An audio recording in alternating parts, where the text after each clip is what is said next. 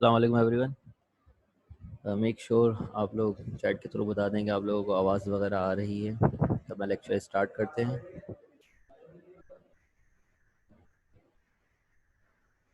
आवाज़ क्लियर है?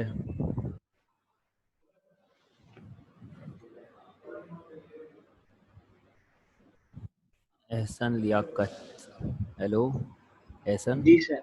आवाज़ आ रही है जी बेटा? जी आवाज आ रही है। क्लियर है? जी ठीक है जी, जी सर, कंटिन्यू कर। एक जी जी, बात पूछनी, केमिस्ट्री की आज क्लास नहीं थी? नहीं केमिस्ट्री की आज क्लास नहीं है, दोनों सेक्शन मर्ज हुए हुए हैं यहाँ पर। आज केमिस्ट्री ऑफ है ठीक आपकी, है। ठीक है? जी सही। जी ठीक।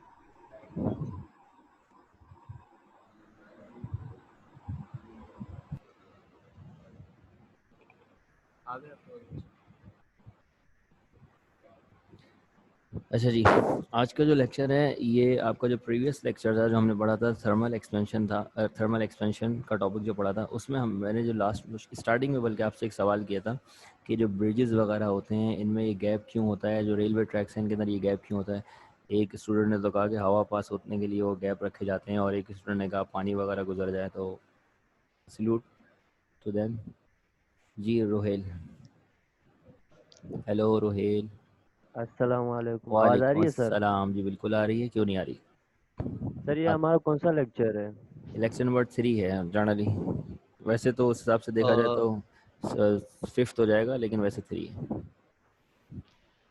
सर पिछला जो लेक्चर था उसमें मतलब लेक्चर नंबर 3 लिखा था। मैं हाँ हैरान हो गया कि वो कैसे। वो ऐसे 3 था कि 2 लेक्चर कंबाइन हो गए, एक लेक्चर बन रहा है ना। क्लास बड़ी है आपकी, 45 अच्छा मिनट का एक लेक्चर होता है जनरली, लेकिन क्योंकि इन्होंने कहा कि 1.5 आवर्स की होगी तो फिर मैंने उस हिसाब से इसको लेक्चर नंबर 3 कहा है। ठीक है, सही है, थैंक यू सर। अब इसी हिसाब से थैंक यू। चलेंगे। अच्छा, लास्ट क्लास में हमने डिस्कस किया था थर्मल एक्सपेंशन का टॉपिक, और थर्मल एक्सपेंशन की जो एप्लीकेशंस थी उसके अंदर मैंने आपको ब्रिज की एग्जांपल वगैरह दी थी। तो जो रीज़न था कि आपके जो ब्रिजेस वगैरह होते हैं उनके दरमियान ये गैप क्यों रखे जाते हैं, वो रीज़न आपका थर्मल एक्सपेंशन था। और उसको हम किस तरह एक्सप्लेन कर सकते हैं, अगर साइंटिफिक रीज़न आपके पास आ रहे हैं तो उसका जो एक्सप्लेनेशन है वो यहाँ पर मौजूद है। Most large bridges include expansion joints, which look rather like two metal combs facing one another, their teeth interlocking. When heat causes the bridge to expand during the sunlight hours of a hot days, जब गर्मियाँ हो या generally दोपहर का वक्त हो, सही है, उस वक्त सूरज की रोशनी उस पर पड़ रही हो, तो अब क्या होगा, तो आपका जो ब्रिज है वो एक्सपेंड होगा। अगर उसको एक्सपेंड होने के लिए जगह नहीं मिलेगी ना तो वो हार्ड होता जाएगा, और हार्ड चीज़ जो होती है ना वो ब्रेक जल्दी हो जाती है। तो इसीलिए वो जॉइंट्स रखे जाते हैं कि जैसे ही ये एक्सपेंड हो उसको एक्सपेंड होने की जगह मिल जाए, तो जो आपका कॉम लाइक स्ट्रक्चर होता है वो करीब आ जाता है। और जैसे ही रात होती है या माहौल जो है वो ठंडा हो जाता है तो वो वापसी अपनी जगह पर चले जाते हैं। तो इसका एडवांटेज ये रहता है, तो आपका जो ब्रिज है वो सेफ्टी जोन में चला जाता है कि अब उसको ब्रेक करना इतना आसान नहीं है, वो इतनी जल्दी ब्रेक नहीं हो सकता अगर उसको आपने इन सेफ्टी मेजरमेंट के साथ बनाया हो। तो आपको लाजमी एक्सपेंड होने के लिए रूम चाहिए। इसी तरह जो रेलवे ट्रैक्स होते हैं ना आपके, उसका भी यही आंसर है, दोनों का जवाब यही है। अगर आपके रेलवे ट्रैक्स के दरमियान यहाँ पर बीच में जॉइन ना हो, उसकी वजह से जैसे हीट की वजह से एक्सपेंड हो तो क्या होगा, हीट की वजह से अगर ये एक्सपेंड होगा तो इसके एक्सपेंशन की वजह से उसको जगह नहीं मिलेगी, तो वो लेफ़्ट एंड राइट शिफ्ट कर जाएगा। और लेफ़्ट एंड राइट शिफ्ट कर जाएगा ना तो आपका जो रेलवे ट्रैक है वो स्ट्रेट नहीं रहेगा, बिल्कुल जिस तरह का रेलवे ट्रैक आपका नज़र आता है वो एक्सपेंड कर जाएगा लेफ़्ट की साइड, राइट की साइड। तो ये प्रॉब्लम आपको फेस करनी पड़ेगी। यही वजह है कि जो जॉइंट हैं वो रखे जाते हैं, जो गैप रखे जाते हैं, ठीक है। अच्छा, ये तो आपका प्रीवियस टॉपिक था जिसको मैंने यहाँ पर एक्सप्लेन किया था, एक साइंटिफिक रीज़न आपका पेपर के अंदर आता है। आज का जो हमारा पहला टॉपिक है वो है एक डेरिवेशनल वर्क, जो 4 नंबर की आपकी पेपर के अंदर आती है। 4 नंबर का एक शॉर्ट क्वेश्चन है, और इसके अंदर ये आपसे कहता है कि साबित करें बीटा जो है वो 3 अल्फ़ा के बराबर है, या फिर कहता है अल्फ़ा जो है 1/13 थर्ड टाइम्स ऑफ बीटा के बराबर है, या अगर इसको वर्डिंग में कहा जाए तो वर्डिंग में इसको ऐसे भी कह सकते हैं कि बीटा आप लोगों को याद होगा ये क्या था, कोफिशिएंट ऑफ वॉल्यूम एक्सपेंशन, और अल्फा क्या था, कोफिशिएंट ऑफ लीनियर एक्सपेंशन। तो अगर मैं इसको वर्डिंग के अंदर कहना चाहूँगा तो क्या कहूँगा कि the volume the coefficient of volume expansion is 3 times that of coefficient of linear expansion. तो ये 3 तरीके से आपके पास सवाल आ सकता है, जिसका जवाब ये एक ही है जो मैं आपको समझाने के लिए जा रहा हूँ आज की क्लास में। देखें, जो बीटा है आपके पास वो रिप्रेजेंट कर रहा है 3 डायमेंशन को। ये बात मैंने आपको समझाई थी, क्योंकि वॉल्यूम एक्सपेंशन है और वॉल्यूम का मतलब 3D। जो अल्फा है वो रिप्रेजेंट कर रहा है 1 डायमेंशन को। तो ये तो लॉजिकली मुझे समझ में आ रही है बात कि भाई कम से कम 3 अल्फा रिक्वायर्ड होंगे एक बीटा का मुकाबला करने के लिए, क्योंकि बीटा का मतलब है वॉल्यूम एक्सपेंशन, तो वॉल्यूम 3 डायमेंशन में, और अल्फा का मतलब है लीनियर एक्सपेंशन, ये 1 डायमेंशन है। तो 3 डायमेंशन आपको चाहिए होंगी, 3 अल्फा आपको चाहिए होंगे, तब जाके वो बीटा बनेगा।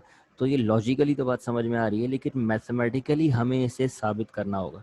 और इसको साबित करने के लिए जो हमें कंसिडरेशन करनी होगी वो क्या होगी, वो भी बहुत इजी है। अगर आप थोड़ा सा अपना दिमाग लगाएं तो आप खुद अपनी ओन वर्डिंग के अंदर चीज़ों को कंसीडर कर सकते हैं। मुझे कम से कम कोई ऐसी चीज़ रिक्वायर्ड होगी जो 3 डायमेंशनल हो, ठीक है। अब चाहे वो रेक्टेंगुलर ब्लॉक हो या क्यूबिकल ब्लॉक हो, वो डिपेंड करता है, लेकिन कम से कम क्या रिक्वायर्ड होगा, 3 डायमेंशनल ऑब्जेक्ट रिक्वायर्ड होगा। तो सबसे पहले स्टेप नंबर 1, इनको स्टेप बना के करेंगे तो आपके लिए आसानी होगी। आप डेरिवेशन जब भी सॉल्व करने के लिए जाएंगे आपको 1 सेकंड के अंदर याद आ जाएगी कि भाई ये 4 स्टेप की डेरिवेशन थी, 4 नंबर की डेरिवेशन थी। स्टेप नंबर 1 आपका क्या है, नंबर 1 स्टेप आपका ये है कि आपने कंसीडर करना है एक ऐसा ऑब्जेक्ट जो 3 डायमेंशन है, और उसकी तीनों डायमेंशनों को अगर हम कंबाइन कर दें तो वॉल्यूम बन जाता है। और अलग अलग देखें तो कोई भी 3 डायमेंशन हम उसे नाम दे सकते हैं, लेंथ, ब्रेथ और हाइट, लेंथ, विद और हाइट, या डेप्थ, जो भी देना चाहें, ठीक है। तो पहले स्टेप में मैंने कहा consider a rectangular block having initial length, with and height L1, W1, H1 respectively. जैसे कि ये मेरे पास एक रेक्टेंगुलर ब्लॉक है, कंसीडर कर लेते हैं, ठीक है। इस रेक्टेंगुलर ब्लॉक का ये वाला पोर्शन लेंथ 1 है, इनिशियल लेंथ है, ये वाला पोर्शन इसकी विद 1 है, और ये वाला पोर्शन इसकी हाइट 1 है, ठीक है। ये मैंने कंसीडरेशन करी है पहले स्टेप में। इस वक्त इसका टेम्परेचर T1 है, ठीक है। तो अगर मैं आपसे पूछूं, क्योंकि मैं 1 डायमेंशन को 3 डायमेंशन से कंपेयर करने के लिए जा रहा हूं, तो इसका वॉल्यूम क्या होगा, मैं आपसे पूछूं तो आप क्या बताएंगे, इसका वॉल्यूम V1 होगा, और वो बराबर होगा length 1 into with 1 into height 1, इसी के बराबर होगा, ठीक है। तो ये आपकी पहला स्टेप हो गया कंसिडरेशन का। लेकिन अब आपको कोफिशिएंट ऑफ लीनियर एक्सपेंशन और कोफिशिएंट ऑफ वॉल्यूम एक्सपेंशन लेकर आना है, तो उसके लिए तो आपको ब्लॉक को हीट करना होगा, क्योंकि तो टॉपिक हीट से आते हैं। तो अब हमने क्या करा अगले स्टेप के अंदर, ये समझ में आया आपको, स्टेप नंबर 1 के हमने सिर्फ कंसिडरेशन करी है। किस चीज़ की कंसिडरेशन करी है, हमने कंसिडर किया है एक रेक्टेंगुलर ब्लॉक 3 डायमेंशन की वजह से, जिसकी इनिशियल लेंथ, विद और हाइट L1, W1, H1 है, और अगर वॉल्यूम की बात करें तो सबको मल्टीप्लाई करके इसका वॉल्यूम बन जाएगा, इनिशियल वॉल्यूम, और वो V1 हो जाएगा। अब दूसरे स्टेप में मैं ये कहता हूँ कि हम इसको हीट करने के लिए जा रहे हैं, ठीक है। Now if the block is heated, अब इसके पीछे भी रीज़न है, विदाउट द रीज़न कुछ भी नहीं चल रहा है। रीज़न क्या है कि भाई हम कोफिशिएंट ऑफ लीनियर और वॉल्यूम एक्सपेंशन को कंपेयर करने के लिए जा रहे हैं, वो आते ही तब है जब वो हीट किसी ऑब्जेक्ट को दें, हीट की वजह से एक्सपेंशन हो। तो हमने कहा if now if the object is heated and its temperature increase by delta T, it's final with, height and length becomes W2, H2 and L2। इसकी जो फाइनल लेंथ होगी वो क्या हो जाएगी, हम उसे मान लिया L2 है, उसका जो विद हो जाएगी वो क्या हो गया W2 है, उसकी जो हाइट है वो क्या हो जाएगी H2 है। अब अगर मैं आपसे कहूँ लीनियर एक्सपेंशन का फार्मूला अप्लाई करें, तो लीनियर एक्सपेंशन का फार्मूला इस बॉक्स में कितनी मरतबा अप्लाई किया जा सकता है। तो ये जो आपका बॉक्स है ना, एक तो इसकी लेंथ है, ठीक है, ये लेंथ है, तो लीनियर एक्सपेंशन यहाँ पर भी हो रही है, ठीक है, हीट होने की वजह से। ये इसकी विद है, तो भाई विद भी तो 1 डायमेंशन है, विद में भी तो एक्सपेंशन होगी, तो यहाँ पर भी तो मैं फार्मूला अप्लाई कर सकता हूँ लीनियर एक्सपेंशन का। और फिर हाइट में भी तो एक्सपेंशन होती है, हाइट भी तो 1 डायमेंशन है। तो भैया पता चला मैं एक ही फार्मूला 3 मरतबा अप्लाई कर सकता हूँ लीनियर एक्सपेंशन का इसके ऊपर, क्योंकि मैं तीनों डायमेंशन की बात कर रहा हूँ, लेकिन अलग अलग कर रहा हूँ, तो अलग अलग फार्मूला अप्लाई होगा। तो पहला वाला फार्मूला जो लेंथ के लिए अप्लाई होगा वो क्या होगा, देखो L1 is equal, sorry L2 final length represent करते हैं, L2 is equal to L1 1 plus alpha delta T, ये आपकी हो गई इक्वेशन नंबर 1। ठीक है, अब यही फार्मूला मुझे विद के लिए अप्लाई करना है, तो भाई क्या चेंज करूंगा, सिर्फ डायमेंशन लेंथ बोल रहा था, उसे विद बोल रहा हूँ, तो W2 हो जाएगी, W2 is equal to W1 और क्या हो जाएगा 1 प्लस एल्फा डेल्टा टी, बाकी सब तो सेम रहेगा।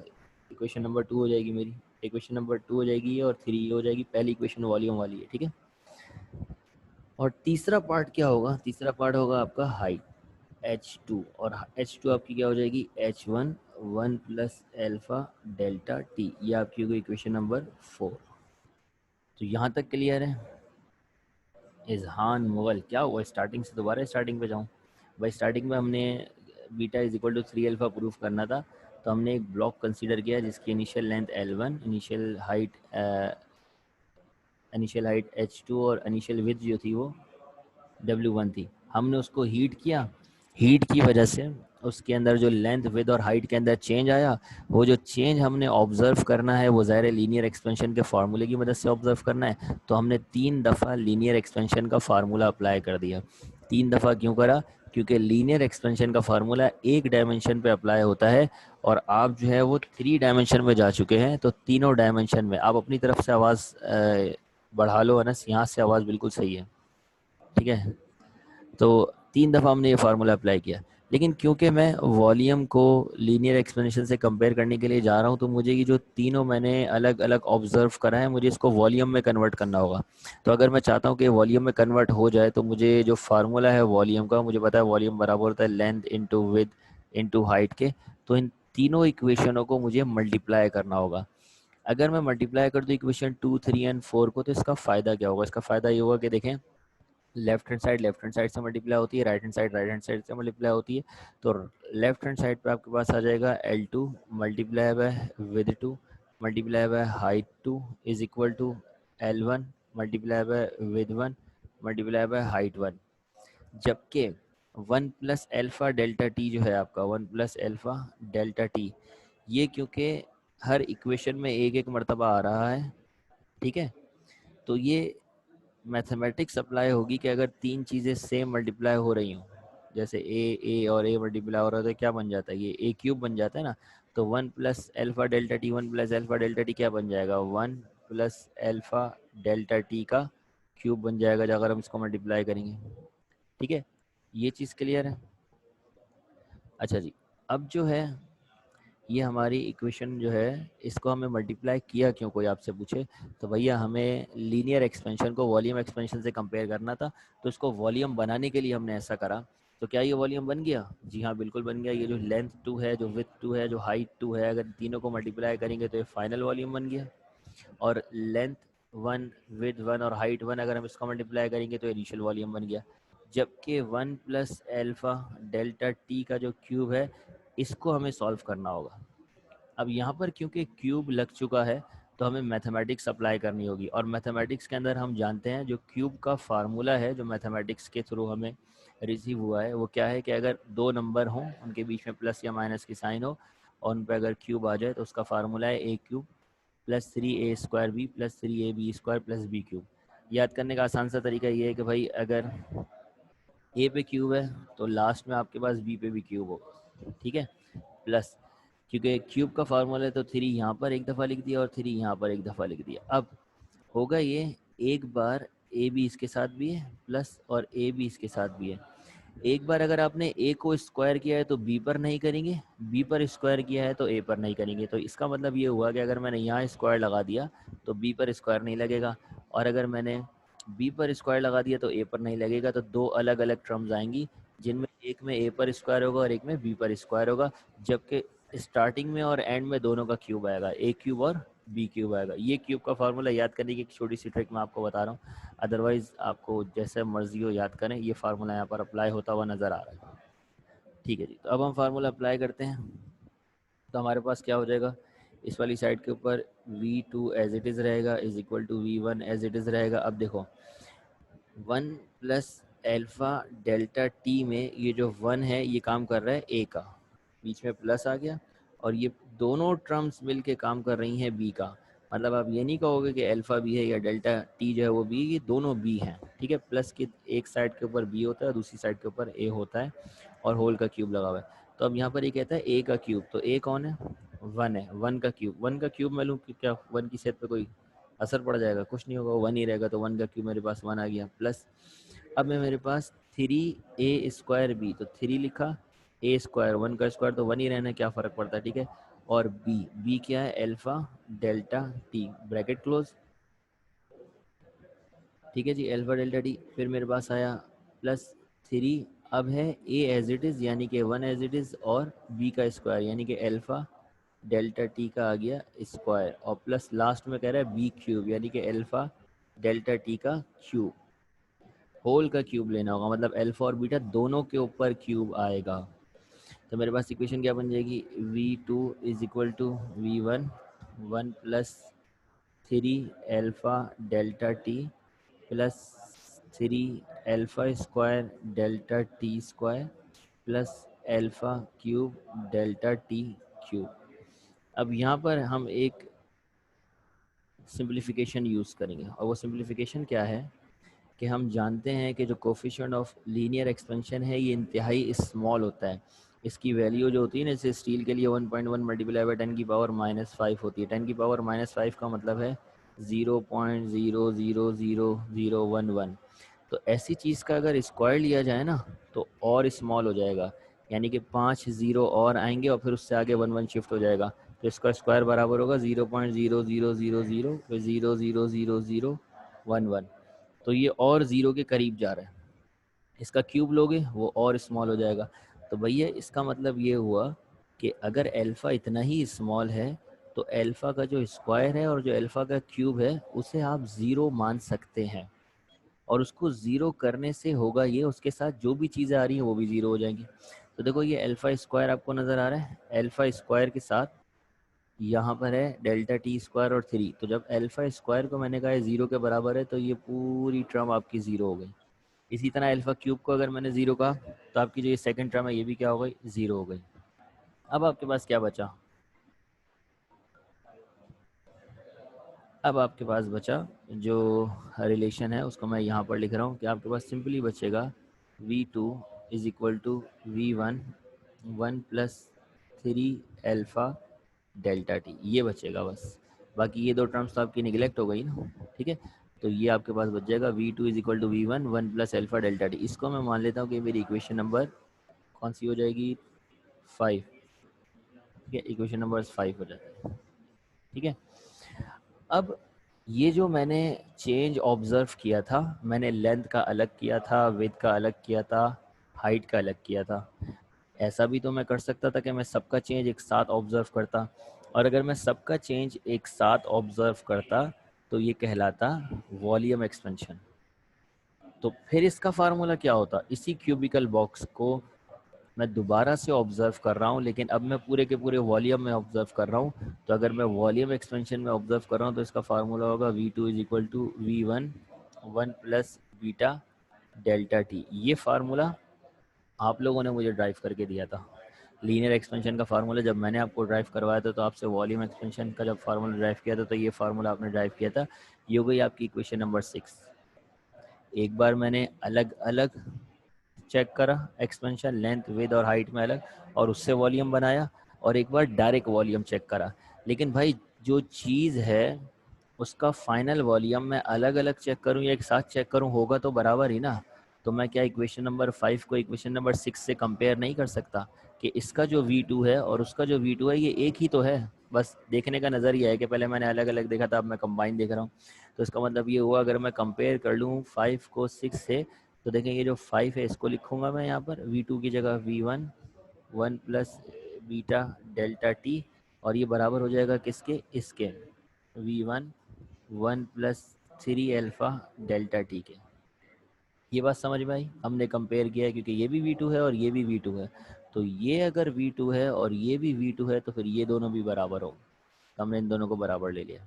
अब क्योंकि इसके पास भी v1 आ रहा है कैंसिल हो गया, इसके पास भी v1 आ रहा है, इससे क्या बचा मेरे पास, one plus beta delta T is equal to one plus three alpha delta T.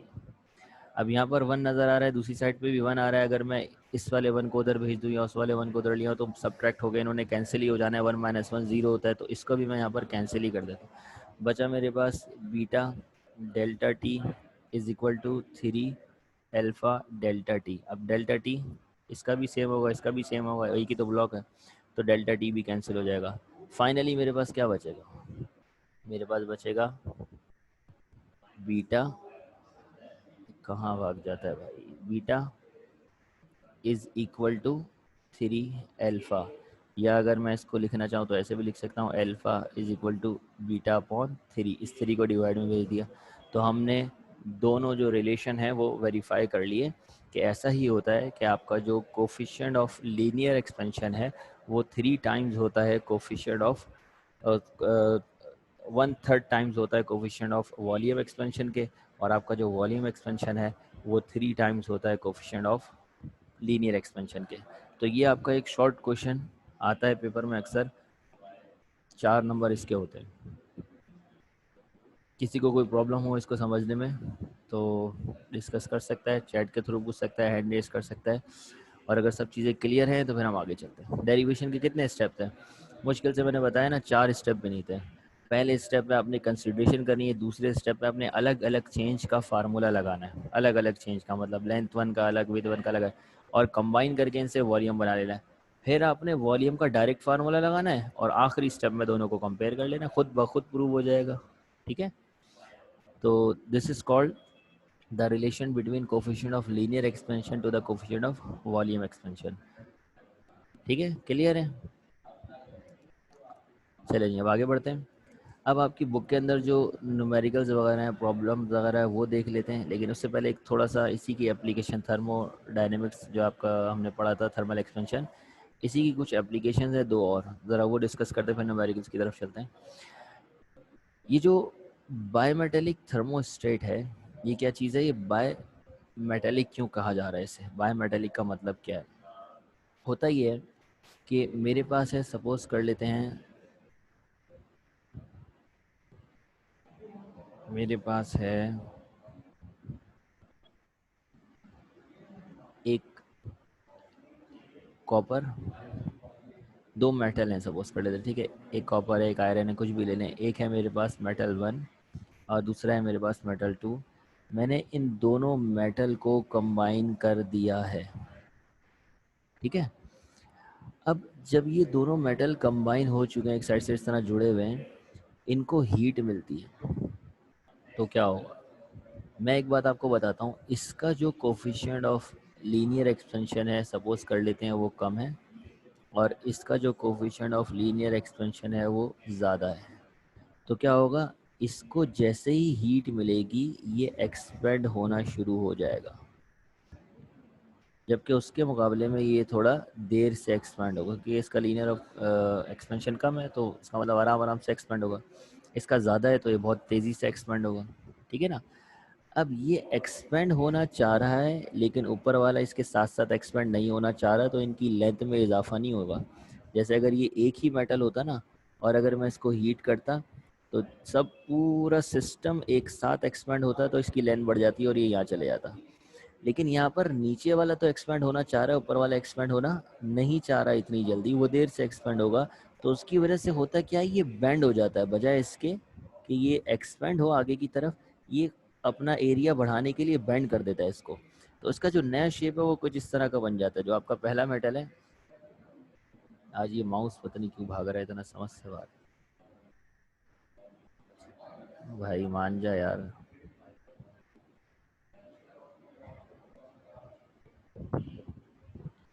जो आपका मेटल है वो बेंड होके इस शेप में चला जाता है। ये क्यों हो जाता है? क्योंकि आपका जो नीचे वाला मेटल है ना वो एक्सपेंड हो जाता है, उसके एक्सपेंड होने की वजह से, ठीक है, ये बजाय इसके कि ये आगे की तरफ एक्सपेंड हो, ये बेंड हो जाता है। इसका बड़ा फ़ायदा है, इस बेंडिंग का बड़ा फ़ायदा है। इतनी सी चीज़ मैंने आपको समझाई है ना, बेंड हो रहा है, नॉर्मल सी बात, इसका बहुत फ़ायदा है। इसका फ़ायदा क्या है, ज़रा आप ये देखें। इसी के इस फ़ायदे को यूज़ करते हुए बनाया जाता है बायोमेटेलिक थर्मोस्टेट। बायोमेटेलिक थर्मोस्टेट के अंदर बायोमेटेलिक स्ट्रिप लगी होती है, जो क्या काम करती है, कॉन्टैक्ट ब्रेकर का काम करती है।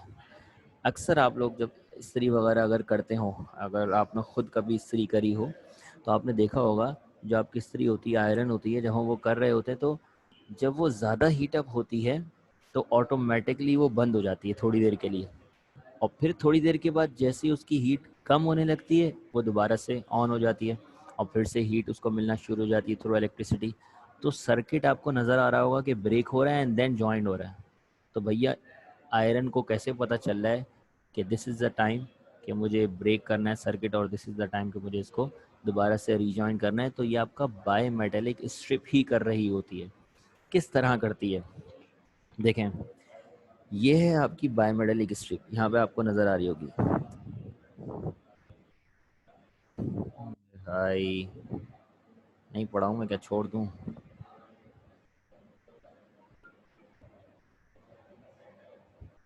ये आपकी बायोमेडेलिक स्ट्रिप है। सपोज करते हैं कि ये इससे कनेक्टेड है, इससे कनेक्टेड होने से इसका पूरा सर्किट जो है ना कंप्लीट हुआ हुआ है। सपोज कर लेते हैं पूरा सर्किट आपका कंप्लीट हुआ हुआ है, ठीक है, कंप्लीट सर्किट है।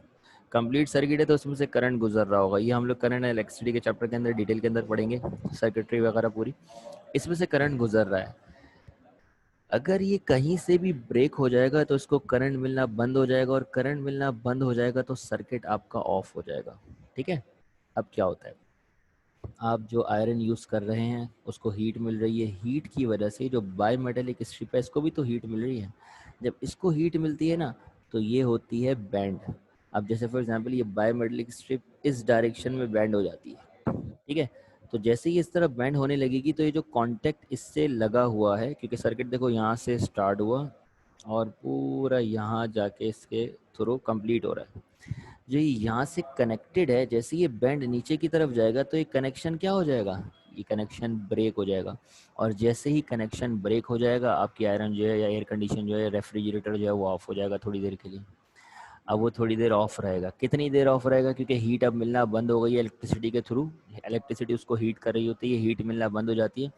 तो अब क्या होगा कि वो आहिस्ता आहिस्ता वापसी अपनी जगह पे आने की कोशिश करेगा, और जैसे ही वो दोबारा से अपनी जगह पर आकर उस कॉन्टैक्ट ब्रेकर से मिलेगा फिर दोबारा से आपका क्या होगा कि सर्किट कंप्लीट हो जाएगा। सर्किट कंप्लीट हो जाएगा तो क्या होगा, आपकी आयरन ऑन हो जाएगी, ऑन हो जाएगी तो फिर दोबारा से वो बेंड होना शुरू कर देगी। तो ये प्रोसेस आपका चलता रहता है ड्यूरिंग द आयरन, जब तक आप इस्त्री कर रहे होते हैं, जब तक कि आपका प्रोसेस चल रहा होता है, ठीक है। अब इसके अलावा जो thermostat work on the principle of thermal expansion है, ये वर्डिंग वगैरह आप देख लीजिएगा, नोट्स के अंदर मौजूद होगी। जैसे आप biometric thermostat device consist of a strip of two different metals having different coefficient of linear expansion. The biometric strip work as an electrical contact breaker, contact breaker का काम करती है। वो सारी डिटेल्स जो मैंने आपको बताई वो सारी नोट्स में भी मिल जाएंगी, यहाँ पर भी मौजूद है, इसको एक नज़र पढ़ लेंगे तो आपको समझ में आ जाएगा, ठीक है। अच्छा, इसके अलावा अगर आप कोई और एग्जाम्पल की बात करते हैं तो आपका जो बायोमेटेलिक थर्मोमीटर है, ये दो ही आपकी एग्जाम्पल मौजूद है बुक के अंदर। ये जो बायोमेटेलिक थर्मोमीटर है ये भी आपका थर्मल एक्सपेंशन के प्रोसेस के ऊपर काम करता है। होता क्या है, ये जो इस तरह आपको सर्कुलर शेप नज़र आ रहा है ये बायोमेटेलिक का बना होता है सर्कुलर शेप। तो जब इसको हीट मिलेगी ना, हीट मिलेगी तो ये और टाइट होता जाएगा, और जैसे ही इसको हीट रिलीज होगी तो ये दोबारा से एक्सपेंड होने लगेगा, ओपन होगा। तो इसके ओपन और क्लोज होने से क्या फ़ायदा लेते हैं, ये एक पॉइंटर होता है जो इसके टॉप पे इसके साथ कनेक्ट कर देते हैं। अब जैसे ही ये टाइट होगा, टाइटन होगा, तो उसकी वजह से क्या होगा कि ये पॉइंटर भी तो इस तरफ शिफ्ट होने लगेगा, सर्कुलर मोशन लीनियर मोशन में कन्वर्ट की हुई है। जब ये पॉइंटर शिफ्ट होगा तो इससे पता चल रहा है कि भाई इसको हीट मिल रही है जिसकी वजह से ये टाइट हो रहा है, और इसकी वजह से आपका पॉइंटर इस तरफ शिफ्ट हो रहा है। तो यहाँ पर आपने लगाया हुआ होगा स्केल जिसके ऊपर आप मेजर्ड कर रहे होंगे डिफरेंट टेम्परेचर, वो डिपेंड इसके कोफिशिएंट ऑफ एक्सपेंशन के हिसाब से ही आइडिया लेते हैं और इसको डिज़ाइन किया जाता है इन पॉइंटर स्केल्स को। तो इससे फिर आपको पता चलेगा कि भाई इसका टेम्परेचर बढ़ रहा है या कम हो रहा है, एक्स वाई जेड जो भी। तो ये एक इसकी दूसरी एप्लीकेशन है, ये भी आपका क्या कहलाता है, बायोमेटेलिक थर्मोमीटर कहलाता है, जो बायोमेटेलिक स्ट्रिप से बन के बना होता है। बस इसके अंदर चेंज ये है कि स्ट्रिप स्ट्रेट होने के बजाय सर्कुलर शेप में होती है बायोमेटेलिक स्ट्रिप, ठीक है ना। बायोमेटेलिक रॉड नहीं होती, बायोमेटेलिक स्ट्रिप होती है इसके अंदर सर्कुलर। तो ये आपकी दो एग्जाम्पल्स बुक के अंदर मौजूद है, ठीक है। और ये सब जो है वो आपकी यूज़ होती है रेफ्रिजरेटर, एयर कंडीशन, आयरन, बहुत सारी जगहों पर। तो अब चलते हैं आपकी प्रॉब्लम्स की तरफ। अच्छा, हमने जो है ये 3 प्रॉब्लम सॉल्व करनी है। तो सबसे पहले क्योंकि कि लीनियर एक्सपेंशन का ही टॉपिक चल रहा है ना, टॉपिक नंबर 2 है, ये आपके पेपर में भी आते हैं न्यूमेरिकल्स, तो हमें सबसे पहले इसके फार्मूले याद रखने हैं। देखिए हमने जो अब तक पढ़े हैं वो 4 फार्मूले कौन कौन से हैं। नंबर 1 डेल्टा एल, अगर चेंज इन लेंथ की बात कर रहा है तो ये वाला फार्मूला लगेगा, L1 अल्फा डेल्टा टी। और चेंज इन वॉल्यूम की बात कर रहे हैं तो delta V is equal to V1 beta delta T. और अगर वो फाइनल वॉल्यूम की बात कर रहा है या फाइनल लेंथ की बात कर रहा है तो फिर हमने फाइनल लेंथ का फार्मूला भी ड्राइव किया था, और वो था L2 is equal to 1 plus alpha delta T. और वॉल्यूम 2 का फार्मूला भी हमने ड्राइव करा था, और वो क्या था, V2 is equal to V1 1 plus beta delta T. अब आपके पास ये 4 फार्मूले हो गए जो डिफरेंट सिचुएशन के ऊपर हम न्यूमेरिकल्स में अप्लाई कर सकते हैं। लेकिन न्यूमेरिकल में हमने लाजमी ये चीज़ ज़रूर डेटा को देख के अंदाज़ा लगाना है कि भाई चेंज इन वॉल्यूम मांग रहा है या फाइनल वॉल्यूम मांग रहा है, रिक्वायर्ड क्या है, ये बहुत अहम है। एक काम वो और करता है, और वो खूबसूरत काम ये है कि वो जब लीनियर एक्सपेंशन का सवाल देता है तो आपको बीटा दे देता है। लीनियर एक्सपेंशन के सवाल में आपको क्या चाहिए होता है, अल्फा, तो बीटा का आप क्या करेंगे। इसी तरह जब वो वॉल्यूम एक्सपेंशन का सवाल देता है तो बजाय बीटा देने के वो आपको दे देता है अल्फ़ा। वो ऐसा इसलिए करता है क्योंकि वो ये देखना चाहता है आपको ये रिलेशन सिर्फ रटवाया गया था या समझाया भी गया था कि बीटा बराबर होता है 3 टाइम्स ऑफ अल्फ़ा के। इसका मकसद ये है कि अगर आपके पास एक अल्फ़ा मौजूद है, आप उसको 3 से मल्टीप्लाई करें, वो बीटा के इक्वलेंट है। और अगर आपके पास बीटा मौजूद है, आप उसको 3 से डिवाइड करें तो वो अल्फ़ा के बराबर हो जाएगा। तो अगर आपको सवाल में अल्फ़ा रिक्वायर्ड है लेकिन उसने आपको बीटा दिया हुआ है तो आप क्या करेंगे, डिवाइड कर लेंगे 3 से। और अगर सवाल में आपको बीटा रिक्वायर्ड है और उसने आपको अल्फ़ा दिया हुआ है तो आप 3 से मल्टीप्लाई कर लेंगे। तो ये एक एक्स्ट्रा फार्मूला है जो आपने यहाँ पर यूज़ करना पड़ सकता है, क्योंकि उसके पास कोई चॉइस नहीं है, वो अल्फ़ा या बीटा इन दोनों में से कोई एक चीज़ तो देगा। इतने सारे आपके कांस्टेंट हैं, हर कांस्टेंट टीचर्स को भी याद नहीं होते इतने कांस्टेंट, तो कोफिशिएंट ऑफ लीनियर और वॉल्यूम एक्सपेंशन के, तो दोनों में से कोई एक चीज़ तो देनी है ना। तो हो सकता है कि ज़्यादा हुआ तो यहाँ घुमा देगा, इससे ज़्यादा और कुछ नहीं करेगा। ठीक है, तो न्यूमेरिकल नंबर 1 की तरफ चलते हैं, जो कि बहुत ईजी आपका न्यूमेरिकल है। ये आपकी बुक का क्वेश्चन है, प्रॉब्लम फ्रॉम बुक है 11.2 11.3 और एग्जाम्पल नंबर 11.1। जो पहला सवाल है 11.2, सबसे पहले इसका डेटा देख लेते हैं।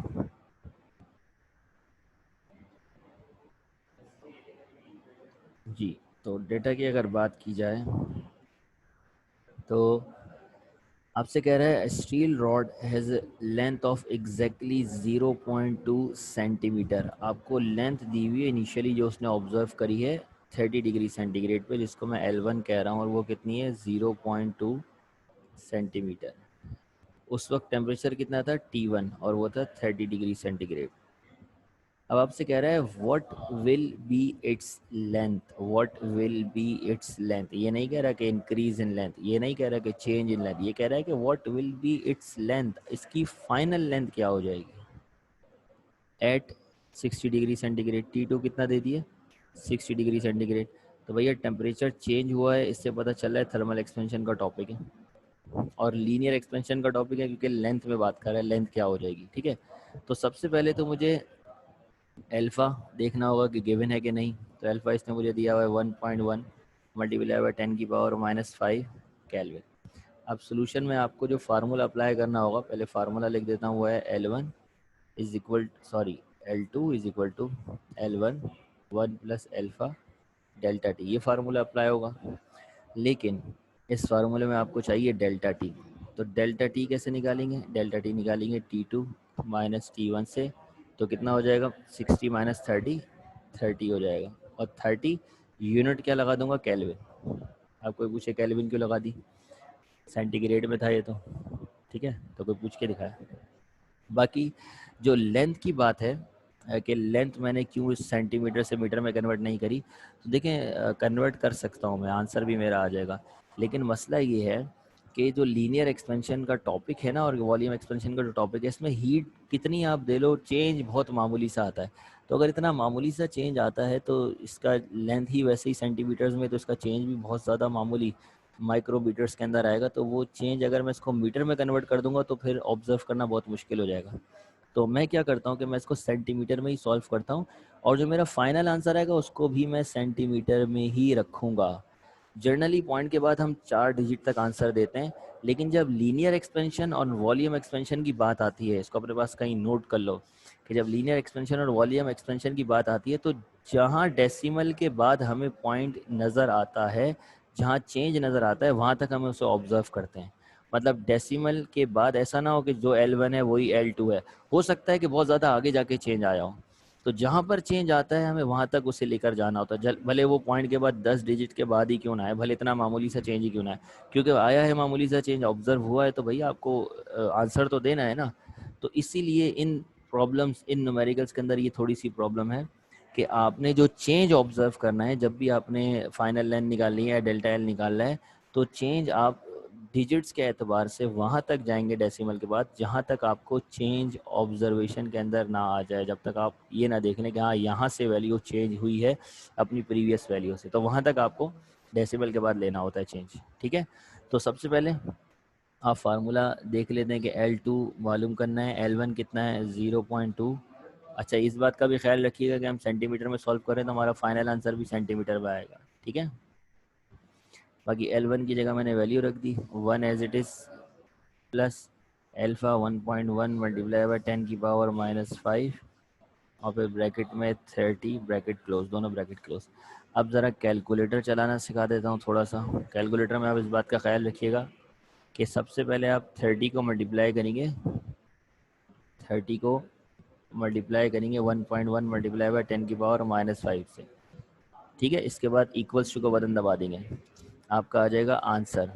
फिर आंसर को ऐड करेंगे 1 में, जो भी आपका आंसर आया है उसको ऐड करेंगे 1 में, फिर जो भी फाइनल आंसर आएगा उसको मल्टीप्लाई करेंगे 0.2 से। ये काम करने के बाद आप मुझे बताएं कि आपका आंसर क्या आ रहा है, फाइनल आंसर। ठीक है, मैं वेट कर रहा हूँ आप लोगों का चैट में कि आपका आंसर क्या आएगा। सर टेम्परेचर का यूनिट क्या है, केल्विन और सेंटीग्रेड? टेम्परेचर का यूनिट केल्विन है, दिया हुआ उसने सेंटीग्रेड था, लेकिन हमने जब डेल्टा टी निकाला तो हमने इसे केल्विन में कन्वर्ट कर लिया। क्यों कर लिया ये मत पूछना बस। एहसन लियाकत ने जवाब दे दिया है, रोहेल खान ने जवाब दे दिया है, 0 ज़्यादा आ रहे। अनान अशरफ ने जवाब दे दिया, लाइबा जमान ने जवाब दे दिया, किसी ने तो मेरा ही आंसर लिख के दे दिया। भाई ये आंसर नहीं आएगा रोहेल, चेक करो, कैलकुलेशन किए ऐसे ही आंसर बता रहे हो। 1 0 शायद मेरे आंसर में गलत है, वेरीफाई करो आंसर। 3 0 आएंगे ना, 1 0 कम है। ठीक है, m+1, m+1 क्या भाई, क्यों किया है m+1, क्यों किया है, m कहाँ है, m+1 तो कहीं पे भी नहीं करा मैंने भाई। वो आपको m लग रहा होगा, ऐसा m कुछ है नहीं। 1 + अल्फा डेल्टा टी किया है, m+1 तो कहीं नहीं करा। सही है मरियम सज्जाद। अनस, अनस आंसर गलत आ रहा है, चेक करो क्या गलती है। और ये आंसर सही है रोहेल। अब आंसर तो आप कैलकुलेशन किए ना, अब देख के नहीं बता रहे हैं, इसलिए बेटा जानबूझ के गलत आंसर रखता हूँ मैं।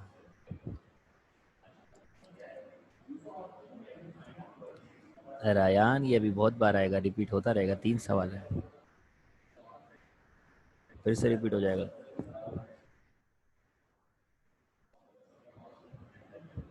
ठीक है जी, आगे चलें। बिल्कुल सही है। अच्छा जी, अगला जो सवाल है वो थोड़ा सा आपका कॉम्प्लिकेटेड है इस लिहाज से कि सबसे पहले हम बात करते हैं इसके डेटा की, जो इसने हमें डेटा दिया हुआ है। कह रहा है find the change in volume. तो बताएं रिक्वायर्ड के अंदर मैं क्या लिखूंगा, V2 रिक्वायर्ड है या डेल्टा V रिक्वायर्ड है? आंसर 0.200066, 3 0 और 66 है।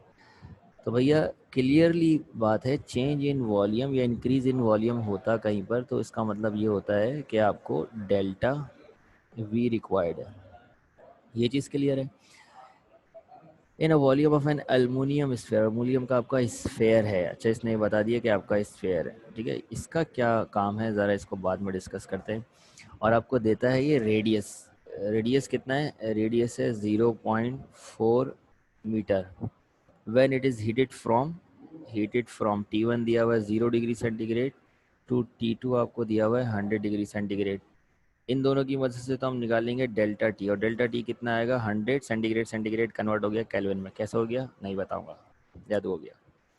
अच्छा, अब एल्फा इसने मुझे दिया हुआ है 2.4 मल्टीप्लाई बाय 10⁻⁻5 सेंटीग्रेड इनवर्स कह लो, केल्विन इनवर्स कह लो, इससे कोई फ़र्क नहीं पड़ता, यूनिट दोनों सेम है, चेंज दोनों में सेम आता है, इसलिए एल्फा भी कोई फ़र्क नहीं पड़ता, सेम है, केल्विन में लो सेंटीग्रेड में लो। अब यहाँ पर जो नोटिस करने वाली बात है वो ये है कि आप मुझसे मांग रहे हो change in volume. Volume 3 dimension है या 1 डायमेंशन? तभी वॉल्यूम है 3 डायमेंशन। और अगर मैं आपसे पूछूं रेडियस, रेडियस 1 डायमेंशन है या 3 डायमेंशन? कोई बताएगा रेडियस 1 डायमेंशन में यूज़ किया जाता है या 3 डायमेंशन में यूज़ किया जाता है?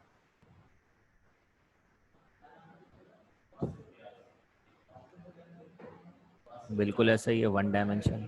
रेडियस आपका 1 डायमेंशन है, वॉल्यूम आपका 3 डायमेंशन है, तो आप चेंज इन वॉल्यूम निकाल ही नहीं सकते जब तक आपको वॉल्यूम ना पता हो। रेडियस तो आपको मालूम है लेकिन आपको वॉल्यूम नहीं मालूम। तब इसने देखे, इसी के लिए तो इसने कहा है कि जो शेप है वो स्फेयर है। अब यहाँ पर थोड़ी सी हमें मैथमेटिक्स दोबारा से अप्लाई करनी होगी कि जो स्फेयर है उसके वॉल्यूम का कोई ना कोई फार्मूला होता होगा। तो हमें सबसे पहले रेडियस की मदद से वॉल्यूम निकालना है, जो कि इसका इनिशियल वॉल्यूम होगा, तभी चेंज इन वॉल्यूम आएगा। रेडियस से चेंज इन वॉल्यूम नहीं आ सकता, रेडियस से इसका इनिशियल वॉल्यूम आ सकता है। V1 is equal to 4/3 pi R cube. देखो आर की पावर 3 हो गई, इसका मतलब ये 3 डायमेंशन में चला गया, इसलिए ये V1 है। तो हमने सबसे पहले रेडियस की मदद से V1 निकाला। दूसरा मसला यहाँ पर आ रहा है कि भैया जो बीटा है ना वो हमें रिक्वायर्ड था, आपने हमें अल्फ़ा दिया हुआ है, तो हम 3 को मल्टीप्लाई करेंगे अल्फ़ा से, तो इसकी मदद से हम बीटा निकाल लेंगे। ये दूसरा मसला हमारा सॉल्व हो गया। अब हमारे पास वॉल्यूम भी मौजूद है, बीटा भी मौजूद है। अब हम चेंज इन वॉल्यूम का फार्मूला अप्लाई करेंगे, जो कि क्या है, change in volume is equal to V1 beta delta T. अब ये न्यूमेरिकल आपके लिए बहुत ज़्यादा आसान हो गया। सिर्फ जो यहाँ पर लॉजिकल बात थी, समझने वाली बात थी कि किस तरह हमने 1 डायमेंशन को 3 डायमेंशन में कन्वर्ट करा, कि उसने शेप बता दिया था स्फेयर है। अगर ये नहीं बताता ना ये स्फेयर है, फिर नामुमकिन था कि आप इसको सॉल्व करते। अगर ये बोल देता कि लेंथ जो है वो 2 मीटर है और चेंज इन वॉल्यूम मालूम करें, तो भाई लेंथ 1 डायमेंशन है, वॉल्यूम 3 डायमेंशन है, हम कहाँ से मालूम करें? आप शेप तो बताएं जिससे हम वॉल्यूम निकाल सकें। या फिर बोल देता रेक्टेंगुलर ब्लॉक है, तो फिर लेंथ और विड्थ दे देता, तो फिर मसला नहीं था, मल्टीप्लाई करके वॉल्यूम निकाल लेते, ठीक है ना। तो ये थोड़ा कॉन्सेप्चुअल क्वेश्चन की तरह एक बात थी जो आपने नोट डाउन करनी थी। इसको आराम से तसल्ली से सॉल्व करें, 3 फार्मूले अप्लाई होंगे और सॉल्व करने के बाद मुझे बताएं आपका आंसर क्या आ रहा है, ठीक है। फिर आगे बढ़ते हैं।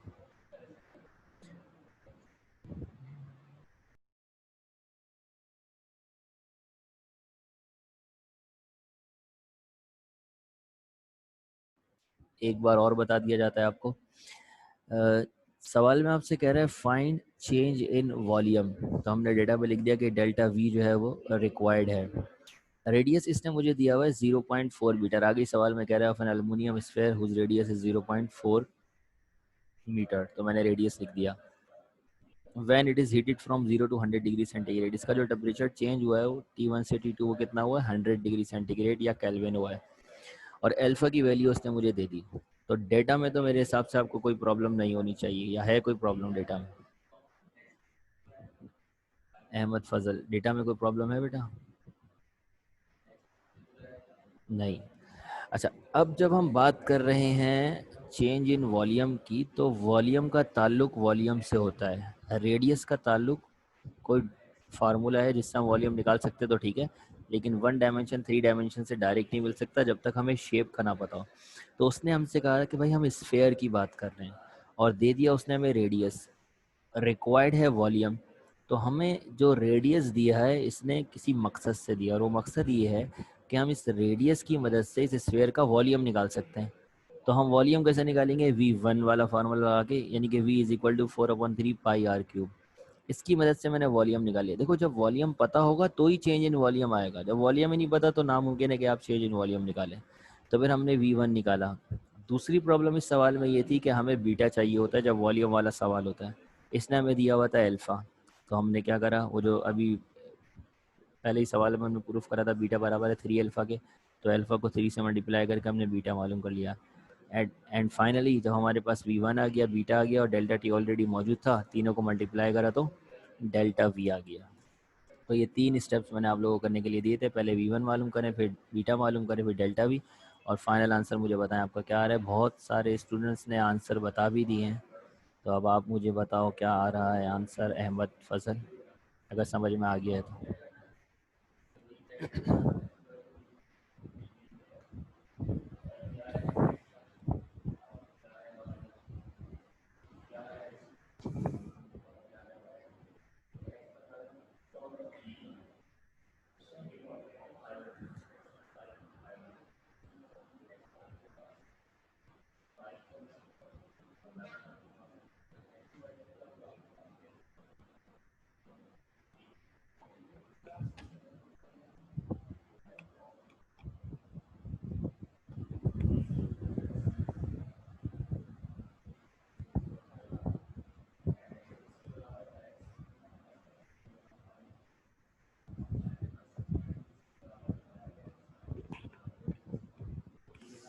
अब देखिए, जो दो न्यूमेरिकल्स हैं इनमें तो मैंने आपको फार्मूले भी बता दिए, और मैंने आपको जो डाटा था वो भी बना के दे दिया। तो फिर रह क्या जाता है, कैलकुलेशन तो कैलकुलेटर किसी बच्चे के हाथ में भी दे दो जो 5-6 में पढ़ता हो, तो वो भी सॉल्व कर देता है, इसमें क्या बड़ी बात है। अब जो अगला सवाल है एग्जाम्पल नंबर 11.1, वो मैं आप लोगों को बता रहा हूँ, वो आप लोगों ने खुद से सॉल्व करना है। इसका डेटा भी आप लोग बनाएं, इसके अंदर फार्मूला कौन सा लगेगा, रिक्वायर्ड क्या चीज़ है, ये सारी चीज़ें खुद चेक करें और मुझे बताएं इसका आंसर क्या आ रहा है। ये आप लोगों का एक तरह से टेस्ट है।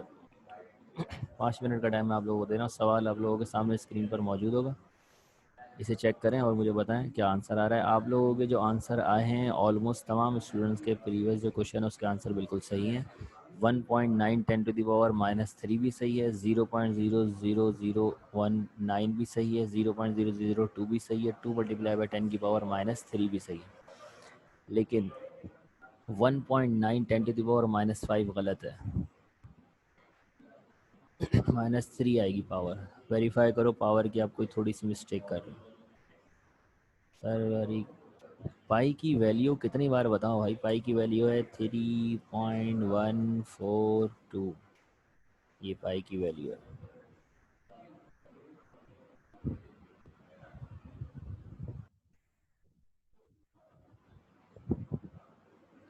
टाइपिंग मिस्टेक सर, आंसर सही है। ओके, टाइपिंग मिस्टेक है, कोई बात नहीं, प्रिंटिंग मिस्टेक कहलाती है। बी का यूनिट, बीटा का यूनिट भी सेंटीग्रेड इनवर्स या केल्विन इनवर्स ही होता है, और हमने ये बाकायदा ड्राइव करा था बी का यूनिट माही, अगर आपको याद हो मैंने आपको इसका तरीका भी बताया था कि किस तरह आप यूनिट ड्राइव कर सकते हैं बीटा का और अल्फा का।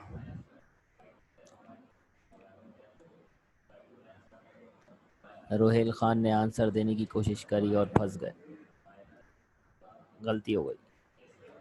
रोहेल तुमने गलती कर दी।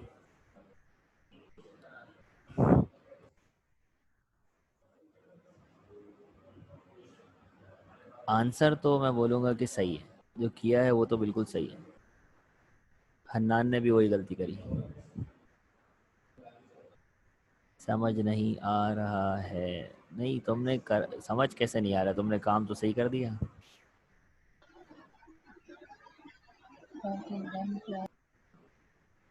है रोहेल, हेलो, आवाज़ आ रही है रोहेल? हेलो। यस हाँ, सर, आ आवाज़ रही आ है। रही है। अच्छा देखो, तुमने गलत क्या किया, कुछ भी तो गलत नहीं करा, सही तो किया है। एक छोटी सी गलती करी है बस, इंग्लिश की गलती है वो, न्यूमेरिकल्स की गलती थोड़ी है, इंग्लिश की मिस्टेक। उसने तो आपसे बता दे सवाल, सर। उसने आपसे सवाल में कहा था इंक्रीज इन लेंथ मालूम करें और आपने L2 मालूम कर दिया। इंक्रीज इन लेंथ का मतलब होता है डेल्टा L। समझे भाई साहब? यस हो सर। जाएगा। हाँ। ये तमाम स्टूडेंट एहसान लियाकत ये वो सिर्फ देखो डेटा मैंने नहीं बनवाया तो सब वही गलती कर रहे हैं। सब मुझे जो है वो फाइनल लेंथ निकाल के दे रहे हैं। जितने भी आपने आंसर दिए ना सब ने L2 पे दिए और बिल्कुल सही आंसर है। आंसर कोई गलत नहीं है, लेकिन ये L2 तो उसने मांगा ही नहीं है ना। जो चीज़ मांगी नहीं है वो आप निकाल के देते ना, तो भले वो सही क्यों ना हो, नंबर तो आपको उसके ज़ीरो ही मिलना है। उसने आपसे मांगा था change in volume. Increase in length का मतलब है चेंज कितना आया लेंथ में, इंक्रीज कितनी हुई। तो उसने आपसे मांगा था डेल्टा एल और आप सब लगे पड़े हैं L2 निकालने में।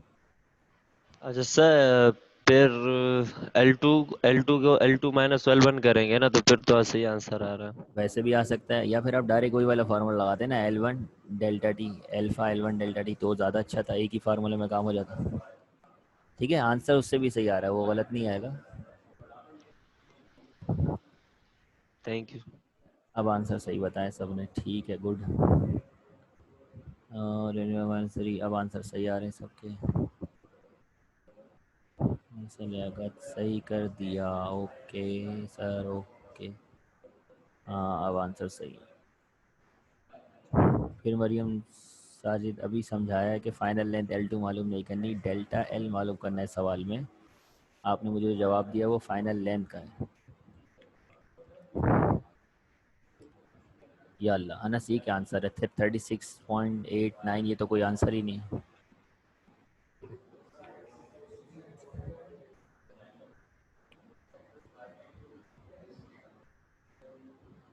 36 तो कोई आ ही नहीं सकता, सब जगह तो 10 10 10 10 है, मतलब 36 वाली तो कोई चीज़ ही नहीं है। सही है बिल्कुल आंसर। हरीम सही है, तलहा सही है। रायान ये जूल में क्या दे दिया? कहीं और निकल गए? जूल बुल तो कुछ है ही नहीं, हम तो लीनियर एक्सपेंशन की बात कर रहे हैं। खलील आंसर सही है, मारिया आंसर सही है।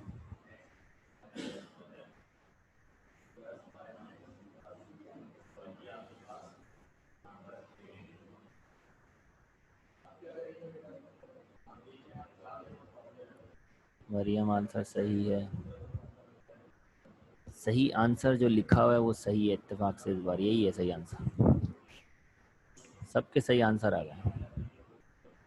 सर उन्होंने 10 मीटर है वो L1 है क्या? बिल्कुल ऐसा ही है। जो इनिशियल लेंथ दी जाती है फर्स्ट टेम्परेचर पे, जो लेंथ आप ऑब्जर्व करते हैं वो हमेशा आपकी L1 होती है। जब टेम्परेचर बढ़ जाता है फिर क्या लेंथ हो जाती है, चेंज लेंथ हो जाता है, वो L2 या डेल्टा L होता है।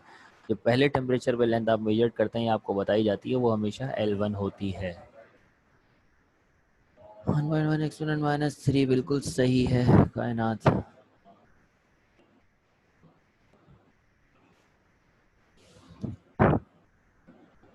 ठीक है जी, अब चलते हैं नोट्स में। आपके जो एक्स्ट्रा क्वेश्चन थे साइंटिफिक रीज़न से की तरह कुछ सवाल थे वो मैं आप लोगों को बताने के लिए जाता हूँ। अच्छा जी, जो पहला सवाल है ये मैं आप लोगों को एक्सप्लेन नहीं करूँगा, ये आपने ख़ुद से समझना है। जब मैंने आप लोगों को बायोमेटेलिक स्ट्रिप का टॉपिक समझाया था तो ये बात कह के गुजरा था, कहीं ना कहीं मौजूद है। तो अब आपने थोड़ा सा दिमाग पर जोर लगाना है। MCQs है, सही ऑप्शन क्या होगा इसका आपने खुद सोचना है। कि एक रॉड है, बायोमेटेलिक स्ट्रिप है, एक है कॉपर से बनी हुई और एक है आपकी स्टील से, मतलब स्टील और कॉपर से मिलके बनी है। अच्छा जी, जो स्टील कॉपर का एक्सपेंशन है वो भी दिया हुआ है, जो स्टील का एक्सपेंशन है वो भी दिया हुआ है। कह रहे हैं कि अगर इसको हीट किया जाएगा तो जाहिर सी बात है बैंड होगी। बैंड क्यों होगी? क्योंकि दो डिफरेंट मेटल हैं और जो दो डिफरेंट मेटल जब आपस में बाइंड किए जाते हैं तो वो बैंड होते हैं, एक्सपैंड नहीं होते। तो ये बैंड किस साइड के ऊपर होगी, इसका जवाब आपने देना है। A, B option, C, D, कौन सा ऑप्शन सही है ये आप खुद देख लें। दूसरा आपका एक इंटरेस्टिंग सवाल है कि क्वेश्चन नंबर 2 जो यहाँ पर दिया हुआ है, कह रहा है rubber has a negative average coefficient of linear expansion, what happen to the rubber if it's warm. अब यहाँ पर जो एक इंटरेस्टिंग फैक्ट है वो ये है कि हमने जो टॉपिक पढ़ा है उस टॉपिक का नाम है थर्मल एक्सपेंशन। Thermal expansion. अब दिमाग तो यही कहता है कि भाई एक्सपेंशन का मतलब है कि एक्सपेंड ही होगी, कुछ भी कर लो एक्सपेंड ही होगी। तो ऐसा थोड़ी है। आप हीट बढ़ाएंगे तो एक्सपेंड होगी, लेकिन जब आप हीट उसकी कम करेंगे तो फिर थोड़ी कोई वो एक्सपेंड होगी, लेकिन टॉपिक का नाम फिर भी एक्सपेंशन ही रहेगा। ऐसा ही है कि भाई एक ऑब्जेक्ट है, उसका टेम्परेचर मैंने 0 से 100 करा तो क्या हुआ, एक्सपेंड। अब मैंने 100 से वापसी 0 करा तो क्या अब भी एक्सपेंड हुआ, नहीं, लेकिन टॉपिक तो वही अप्लाई होगा ना, थर्मल एक्सपेंशन का। तो यही वजह है कि आपके कुछ एलिमेंट्स हैं जिनके अंदर रबड़ भी शामिल है, और आपका शॉपिंग बैग वगैरह है ना, कभी आप उसको हीट दें तो बहुत बड़ा शॉपिंग बैग भी हीट एब्जॉर्ब करने के बाद एक छोटा सा बन जाता है शॉपिंग बैग, तो वो एक्सपेंड तो नहीं हुआ ना, वो तो कॉन्ट्रैक्ट हुआ। तो अब इसको कैसे एक्सप्लेन करेंगे आप? तो इसको एक्सप्लेन करने के लिए इन्होंने कोफिशिएंट ऑफ लीनियर एक्सपेंशन की मदद ली या वॉल्यूम एक्सपेंशन की मदद ली। इन्होंने कहा कि भाई अगर किसी भी चीज़ का coefficient of linear expansion negative है तो इसमें हम ये बताना चाह रहे हैं कि इसमें जहाँ इंक्रीज आना था वहाँ डिक्रीज आया। मतलब कि अगर मैं आपसे कहूँ what will be the final length, और आप कहें delta L, change in length जो आई है वो 0.01 आई है, लेकिन आप लगा दें माइनस, ये माइनस कहाँ से आया, coefficient of linear expansion negative था उसकी वजह से माइनस आया। तो अब ये चीज़ मुझे क्या समझा रही है मैथमेटिक्स के हिसाब से, फिजिक्स के हिसाब से, नेगेटिव की वजह से ये पता चल रहा है कि इसका चेंज इन लेंथ जो आया है वो इंक्रीज नहीं हुआ, प्लस का मतलब होता है इंक्रीज, नेगेटिव का मतलब क्या है, डिक्रीज हुआ है। तो अगर रबड़ जो है उसका coefficient of linear expansion negative है तो ये चीज़ हमें ये बात समझा रही है कि जब हम इसको हीट अप करेंगे तो बजाय इसके कि ये एक्सपेंड हो, ये आपका कॉन्ट्रैक्ट होगा, ठीक है, क्योंकि इसका नेगेटिव एक्सपेंशन, लीनियर एक्सपेंशन है, कोफिशिएंट ऑफ लीनियर एक्सपेंशन है। तो इससे हमें एक नए टॉपिक को डिस्कवर नहीं करना, नई चीज़ नहीं बनानी, टॉपिक वही रहा लीनियर एक्सपेंशन का, लेकिन नेगेटिव ने क्या हमें एक्सप्लेन कर दिया कि इसको हीट करेंगे तो बहुत सारे एलिमेंट है जो हीट एब्जॉर्ब, जैसे मरकरी हीट एब्जॉर्ब करके बहुत तेज़ी से एक्सपेंड करता है, आयरन नहीं करता है, तो इसी तरह कुछ चीज़ें एक्सपेंड होने के बजाय कॉन्ट्रैक्ट हो जाती हैं। तो उसके लिए कोई नया टॉपिक थोड़ी बनाएंगे, इसी को क्या कर देंगे, नेगेटिव से रिप्रेजेंट करेंगे, जो कि ये बताएगा कि चीज़ें कॉन्ट्रैक्ट हो रही हैं। ठीक है, एक तो आपका साइंटिफिक रीज़न ये है। अगला साइंटिफिक रीज़न है क्वेश्चन नंबर 3, ये भी बड़ा इंटरेस्टिंग है। अब इसके अंदर आपसे कह रहा है कि एक जो आपका थर्मामीटर है ना, explain why a column of mercury in a thermometer first descend slightly and then rise up. कहते हैं कि जो आपका, अगर उसे बहुत माइक्रोस्कोपिक लेवल के ऊपर हम ऑब्जर्व करें आपका थर्मामीटर को, तो होता ये है कि जो आपका थर्मामीटर है ना, ये थर्मामीटर है, इसके अंदर सपोज कर लें, मैं बहुत बड़ी डायग्राम शो कर रहा हूँ, इसके अंदर यहाँ पर सपोज कर लेते कि मरकरी मौजूद है, ठीक है, मरकरी मौजूद है, ठीक है। तो मैंने जो है ये सपोज कर लेते हैं कि 36 डिग्री सेंटीग्रेड पे मैंने इस थर्मामीटर को प्लेस कर दिया हॉट वाटर में, तो अब ये कहाँ जाएगा, 100 डिग्री सेंटीग्रेड पे, तो ये एक्सपेंड होता है, मरकरी आपका एक्सपेंड होता है और जाकर रुक जाता है कहाँ, 100 डिग्री सेंटीग्रेड के ऊपर। लेकिन देखा ये गया है, ये तो कॉमन सी बात है, ये तो होगा, लेकिन जो ऑब्जर्वेशन है वो ये है कि बजाय इसके कि आपका मरकरी डायरेक्ट एक्सपेंड हो, पहले मरकरी का थोड़ा सा कॉलम जो है ना वो नीचे की तरफ जाता है और फिर एक्सपेंड होता है। तो भैया ये मरकरी को हीट मिल रही है तो ये नीचे की तरफ क्यों जा रहा है और फिर एक्सपेंड हो रहा है, इसके पीछे क्या रीज़न है, ये आपने एक्सप्लेन कर रहा है। यहाँ पर जो सवाल किया गया कि मरकरी को हीट मिलती है तो वो एक्सपेंड होता है, लेकिन देखा ये गया है कि थर्मोमीटर के अंदर जब मरकरी को हम हीट करते हैं तो बजाय वो ऊपर जाने के पहले वो नीचे जाता है एंड देन ऊपर की तरफ मूव करता है, ठीक है। तो क्या रीज़न हो सकता है इसके पीछे, आप लोगों को क्या समझ में आता है? क्या कोई नेगेटिव एक्सपेंशन लीनियर एक्सपेंशन का कॉन्सेप्ट आ सकता है यहाँ पे? ऐसा तो नहीं हो सकता, अगर ऐसा होता तो मरकरी हर सूरत में फिर नीचे जाता, राइज अप तो होता ही नहीं।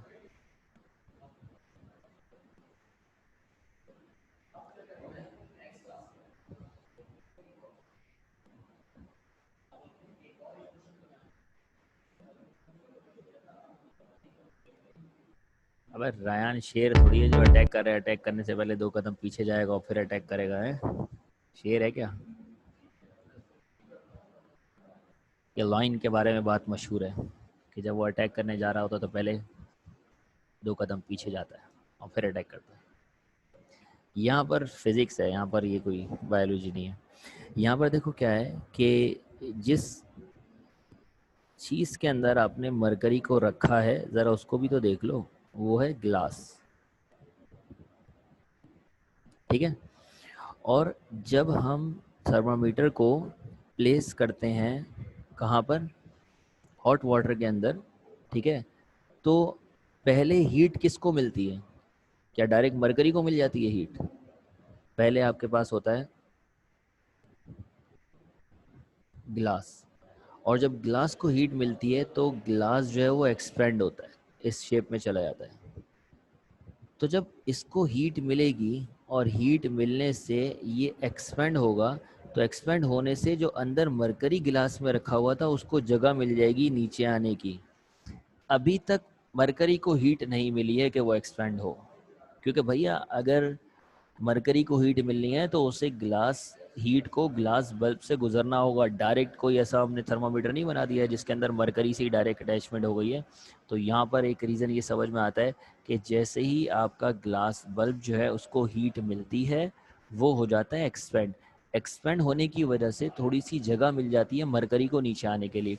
अच्छा, जैसे ही मरकरी नीचे आता है, क्योंकि वो अटैच तो है ना ग्लास बल्ब से, अब ग्लास बल्ब हीट हो चुका है तो अब मरकरी को भी हीट मिल जाती है। अब जैसे ही मरकरी को हीट मिलती है तो अब वो अपना जो फिनोमेना है वो शो करता है और वो डायरेक्ट 100 डिग्री सेंटीग्रेड के ऊपर जाके जो है वो रुकता है। इस चीज़ को भी बाकायदा ऑब्जर्व करते हुए थर्मामीटर को बनाया जाता है कि कितना वो आपका ग्लास बल्ब जो है वो एक्सपेंड होगा, ताकि उसकी जो रीडिंग है वो एक्यूरेट रहे। तो ये रीज़न है आपका छोटा सा कि जो थर्मामीटर है वो आपका ग्लास बल्ब के अंदर मौजूद होता है, और जब हम थर्मामीटर को प्लेस करते हैं हॉट वाटर में तो फर्स्ट जो है वो कौन हीट रिसीव करता है? ग्लास बल्ब हीट रिसीव करता है एंड देन इट एक्सपेंड। और वो क्या होता है? वो एक्सपेंड होता है due to the expansion of the glass bulb. दो स्पेस होता है वो मरकरी को मिल जाता है नीचे आने के लिए, therefore the mercury goes down a little bit, इसलिए कहते हैं कि वो डिसेंड होता है slightly. And then as soon as the mercury is going to receive the heat it will moves up. तो जैसे उसको हीट मिलती है वो ऊपर की तरफ जाना शुरू कर देता है। ठीक है, तो ये आपका साइंटिफिक रीज़न था जो यहाँ पर एक्सप्लेन हो जाता है। आपको अपनी ओन वर्डिंग के अंदर इसको लिखना होगा, कल मैं किसी से भी ये पूछ लूँगा।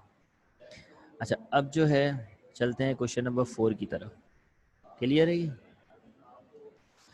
क्वेश्चन नंबर 4, क्वेश्चन नंबर 4 में आपसे कह रहा है कि एक आपके पास स्टील का टेप है। मैं मान लेता हूँ समझाने के लिए, मैं आपको ले लेता हूँ ये स्टील का टेप है, इसके ऊपर मार्किंग हुई हुई है, ये 0 है मिसाल के तौर पर, ठीक है, ये 1 है, ये 2 है, ये 3 है, और ये मान लेते हैं कि 4 है, 4 फीट का ये है। इससे मैं मेजर करता हूँ एक रूम, ये मैं रूम बना देता हूँ, सपोज करो एक छोटा सा रूम है, और इस स्टील टेप की मदद से मैं इस रूम को मेजर कर रहा हूँ। इस रूम का जो साइज़ है वो स्टील टेप जो मैंने इस वक्त लिखा है इसी के बराबर है। तो मुझे बताओ इसकी रीडिंग क्या आएगी? इस वक्त इसकी रीडिंग आएगी 4 फीट मान लेते हैं, क्योंकि 0 1 2 3 4, तो आपका रूम कितना है? 4 फीट है। अब क्या होता है? अब जो है वो गर्मियाँ पड़ती हैं, टेम्परेचर जो है वो 22 डिग्री सेंटीग्रेड से चेंज होकर हो जाता है 27 डिग्री सेंटीग्रेड। और जब टेम्परेचर आपका इंक्रीज़ होता है तो स्टील जो है उसका भी कोफिशिएंट ऑफ लीनियर एक्सपेंशन है, वो हीट की वजह से वो भी एक्सपेंड होता है। तो आपसे कहता है जब वो एक्सपेंड होता है 27 डिग्री सेंटीग्रेड पे जाता है, फिर आप दोबारा जाते हैं रीडिंग लेने के लिए, तो क्या आपको वही रीडिंग मिलेगी 4 फीट, या आपको ऐसा लगेगा ज़्यादा रीडिंग आ रही है, या आप गलत रीडिंग लेके आएंगे? वो जो गलत रीडिंग होगी वो शॉर्ट होगी या टू लॉन्ग होगी? तो अब देखें क्या होगा। अब ये जो हीट मिली है इस स्टील को, स्टील जो है एक्सपेंड हुआ है, इसके एक्सपेंड होने की वजह से इसका 1 थोड़ा सा आगे चला गया, इसका 2 थोड़ा सा आगे चला गया, इसका 3 थोड़ा सा आगे चला गया, इसका 4 थोड़ा सा आगे चला गया। लेकिन आपका कमरा तो आगे नहीं चला गया ना, जो रूम था उसका तो स्पेस अभी भी वही है ना। तो जब उसी स्टील टेप को दोबारा जब मैं यहाँ पे ला के रखता हूँ तो पता ये चलता है स्टील टेप का इतना हिस्सा बाहर मतलब बच जाता है। तो जब मैं इसकी रीडिंग मेजर करता हूँ तो पता ये चलता है कि 3.8 शो करता है। तो अब मैं आपसे सवाल करूं कि भाई प्रीवियस रीडिंग थी 4 फीट, अभी आ रही है 3.8 एक्सपेंशन की वजह से, क्योंकि इसकी मार्किंग जो है वो आगे निकल गई है। तो अब जो आपकी रीडिंग आ रही है क्या ये एक्यूरेट है? तो भैया एक्यूरेट तो नहीं है। वो कह रहे डिफेंड योर आंसर, आपने आंसर तो दे दिया कि भाई रीडिंग टू शॉर्ट है। अब इसको डिफेंड कैसे करेंगे? तो इसको डिफेंड आप ऐसे करेंगे कि जो आपका फिनोमेना है जिसको हम थर्मल एक्सपेंशन कहते हैं, इस फिनोमेना के तहत जब भी जो मेटल है उनका जो टेम्परेचर है वो बढ़ता है, उनके अंदर एक्सपेंशन आती है। तो स्टील का टेम्परेचर जब वो 22 डिग्री सेंटीग्रेड के ऊपर था, उसका अगर वो 4 फीट की रॉड थी तो उसकी जो मार्किंग थी वो भी 4 फीट के ऊपर थी। लेकिन जब 27 डिग्री सेंटीग्रेड टेम्परेचर हुआ तो अब क्योंकि आपका स्टील जो है वो एक्सपेंड हुआ, मार्किंग तो वहीं पर थी लेकिन क्योंकि आपका जो स्टील का टेप है वो एक्सपेंड हुआ, तो अब एक्चुअल साइज से वो ज़्यादा को 4 फीट दिखा रहा है। 4 फीट तो वो है लेकिन 22 डिग्री सेंटीग्रेड पे अभी भी मार्किंग तो 4 फीट ही है। अगर आप मुझसे पूछें मार्किंग कितनी हुई, 4 फीट, लेकिन उसने मार्किंग को धक्का देके आगे कर दिया। वो जो आगे कर दिया तो वो 4 फीट को 4 फीट से ज़्यादा को 4 फीट दिखा रहा है। तो जब दोबारा आप उससे रीडिंग लेने के लिए जाएंगे तो अब आपका टेप वहाँ पूरा होने के बजाय थोड़ा सा एक्स्ट्रा बाहर आएगा, तो आपकी रीडिंग कम आएगी। तो आपकी जो न्यू रीडिंग होगी वो क्या होगी, टू शॉर्ट होगी। क्लियर है ये चीज़?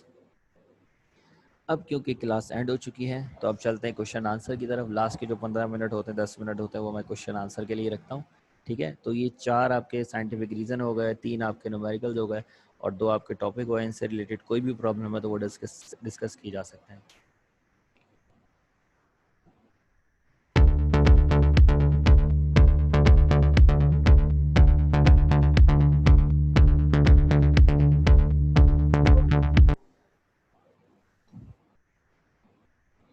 हाँ जी, सारी चीज़ें क्लियर हैं, कोई मसले मसाइल नहीं है। सर जा सकते हैं क्या? भाई समझ में आ गया तो जा सकते हो भाई, किसने रोका है आपको, कौन रोक सकता है आपको? अच्छा हाँ, एक ऐलान सुन ले जाने से पहले कि कल 14 अगस्त को आप लोगों को लिंक मिल जाएगा, उस लिंक के ऊपर फ्लैक्स सेरेमनी होगी। तो अगर कोई ज्वाइन करना चाहे तो वो ज्वाइन कर सकता है उस लिंक के थ्रू। ठीक है, लाइव फ्लैग सेरेमनी होगी, तो जो कोई भी ज्वाइन करना चाहता है वो ज्वाइन कर सकता है। लिंक आप लोगों को मिल जाएगा व्हाट्सएप के ऊपर। बाकी अगर कोई सवाल नहीं है, इतना अच्छा समझ में आ गया तो आप लोग जा सकते हैं। मैंने बता दिया है, अनान अशरफ सर ने बता दिया है। कोई बात नहीं यार, मैंने दोबारा बता दिया, 2 बार ले लेना। भाई बहन सबको ज्वाइन करवा देना।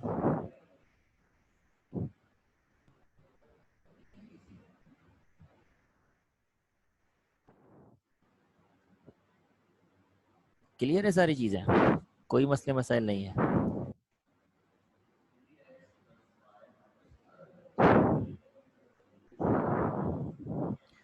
चलिए जी, फिर क्लास को एंड करते हैं।